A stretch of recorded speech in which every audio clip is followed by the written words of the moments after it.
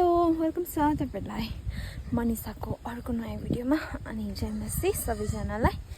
त्यहाँमाथि चाहिँ मेरो सुँगुर कराउँदैछ अनि तपाईहरुलाई भन्ने बिर्सेछु हाम्रो सुँगुर चाहिँ त्यहाँबाट खोरदेखि नि यता सारिसक्यो हो।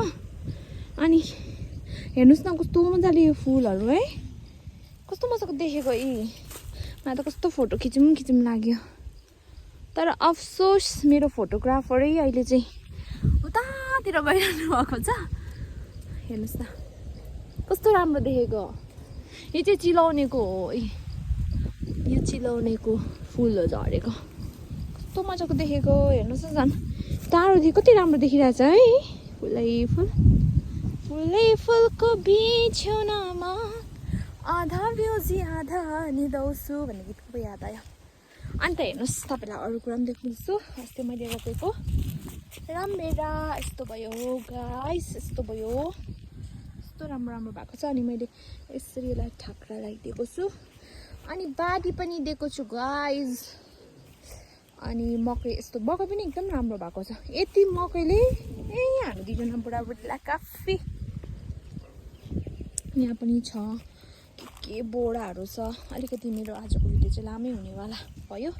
अनि यहाँ पनि हेर्नु साथीहरू मैले के रोपेको थियौ पलाएन रहेछ बोरा।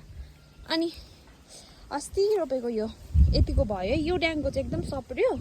त्यो चाहिँ ठिकै रै पनि गरेको र नगरेको मेहनत गरेको र नगरेको त कहाँ मिल्छ हैन। अनि हेर्नुस् न एक्लै चाहिँ कति ठुलो भएको छ। यसलाई चाहिँ म गुन्द्रुक हाल्नेवाला छु गाइस।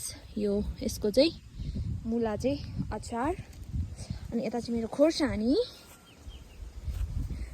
सानो छ खोर्सानी त त्यस्तो राम्रो सप्रेको छैन कुनै के भयो। अन्त यता चाहिँ अदुवा यहाँ परसम्म छ। परसम्म चाहिँ अदुवा पुरा बेसी छ। अनि यता पनि रमभेडा छ। यता छ सुठुनी मेरो सुठुनी राम्रोसँग फल्नु है। अनि यो चाहिँ यसको चाहिँ फुफु बनाउनेवाला छु म गाइस। पहिलादेखि अफ्रिकनहरूले खान्छ नि फुफु त्यो ट्राई गर्नु मन छ।